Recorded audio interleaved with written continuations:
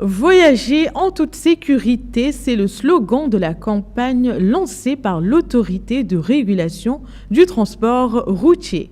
Objectif, sensibiliser citoyens et transporteurs au respect du code, réduire les accidents et encourager des réformes.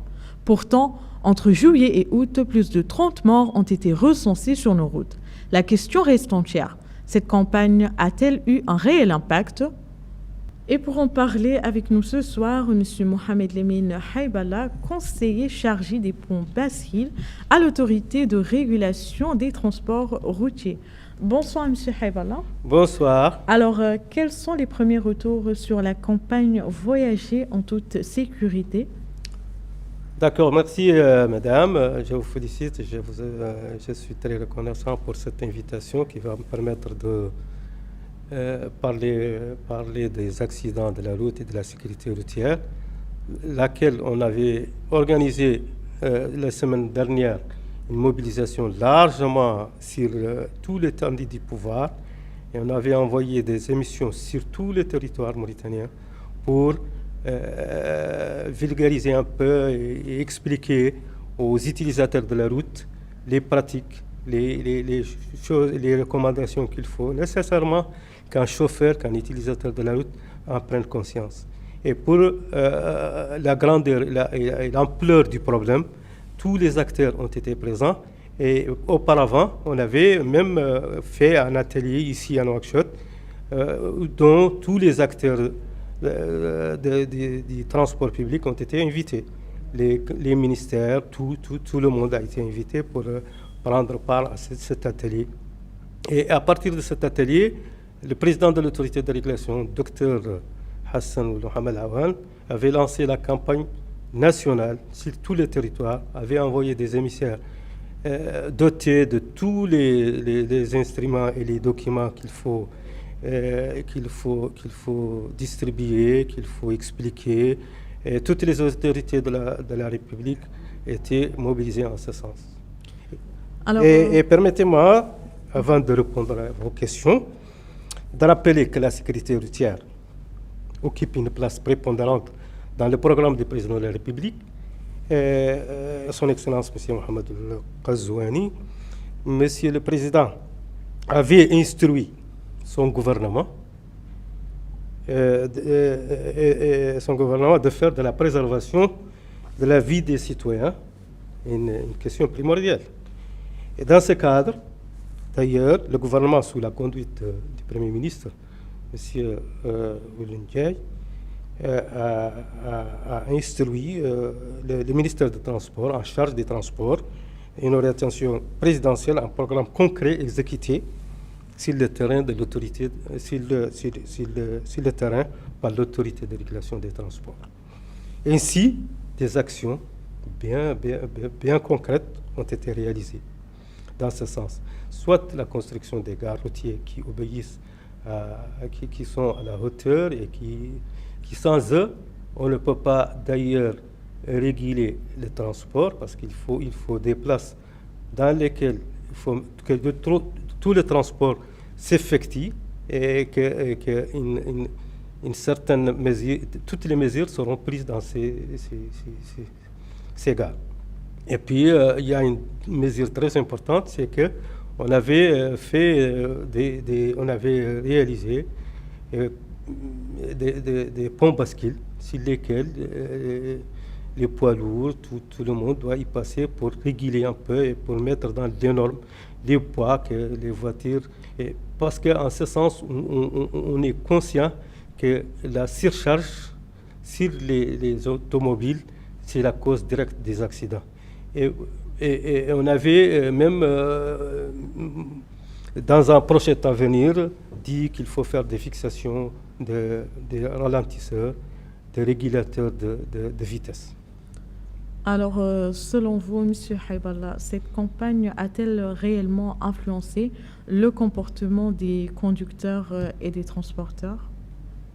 Oui, incontestablement, ces enquêtes qu'on avait fait, ce grand travail qu'on avait fait pour la sensibilisation a eu un retour favorable parce que nous, à notre niveau, on a bien noté qu'il y a une réduction des accidents et une prise de conscience des conducteurs et des pratiquants de la route sur des questions bien claires, surtout la vitesse, prendre les mesures nécessaires, mettre les ceintures, avoir des boîtes de pharmacie, avoir les triangles. Certaines mesures ont été bien faites et les gens... Il y a une culture qui commence à s'épanouir par rapport aux pratiquants de la route, effectivement. Et ça se traduit par la réduction des accidents qu'on a constatés ces derniers temps. Et pourquoi le nombre de morts sur les routes reste-t-il élevé malgré les actions de sensibilisation? De toutes les façons, effectivement, nous, à notre niveau, on a bien constaté la réduction des morts, une réduction nette des morts, et qu'on sait que, sérieusement, si on ne prend pas l'envergure et le poids aussi bien religieux, aussi bien moral, c'est-à-dire ces poids doivent venir pour éduquer et prendre une éducation particulière pour la sécurité de la route. Parce qu'à notre atelier, on avait invité des ulémas, des médecins, et tous les acteurs ont été bien d'accord sur un certain nombre de mesures qu'il faut prendre au moment de prendre un volant et de prendre une grande responsabilité de faire conduire des gens et se conduire lui-même. Parce que en réalité, la voiture, c'est très bien, elle nous amène à destination à un temps record, mais elle peut être source d'une finalité, un accident mortel. Puis si on ne prend pas les vraies précautions, on se suicide, c'est un moyen de suicide. Donc, ce qu'il fallait faire, c'est de prendre conscience aussi bien de la gravité et du danger qu'on encourt derrière un volant, et c'est ce que nous sommes en train de mettre en vigueur. Alors, selon vous, M. Haïballah, quels sont les principaux facteurs des accidents routiers en Mauritanie? De toute façon, nous, en Mauritanie, on ne fait pas exception à tout le monde. Ça, c'est un problème universel. Mais le degré de risque diffère d'un point à un autre. Parce que les vrais facteurs des accidents, c'est sans nul doute la prise de conscience, c'est le niveau de la prise de conscience du chauffeur des dangers qu'il encourt. Si le chauffeur prend le risque de conduire une voiture au moment du sommeil, et quand il prend une vitesse énorme, et quand il prend une automobile ou une voiture qui ne répond pas aux normes techniques qui lui donnent la force de faire le voyage, de faire un excès de bagages, de rouler à une vitesse de croisière, ce sont les facteurs essentiels qui entraînent un accident mortel. Et ici, de premier bord, je rends toutes mes condoléances aux attristés, aux morts des accidents. Et je demande ici, Dieu, de les accueillir dans leur saint paradis. Alors, pour finir, M. Haïballah, quelles difficultés rencontrent les autorités dans l'application des règles de circulation? De toute façon, je ne dirais pas que les autorités courent des empêchements pour pratiquer exactement ça. Ça, ce n'est pas l'autorité elle-même, c'est une conscience collective.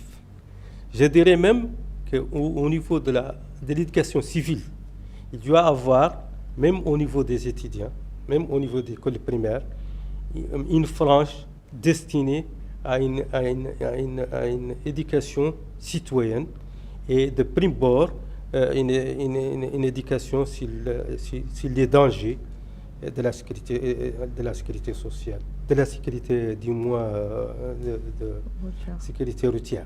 Je voudrais ici souligner un point très, très, très important, que l'autorité de régulation des transports, ayant conscience de premier bord sur le fardeau et sur la complicité du problème qui leur a été confié, Monsieur le Président de l'autorité, le Dr Hassan Laouane, s'est directement mis en programme. Il s'est fixé des objectifs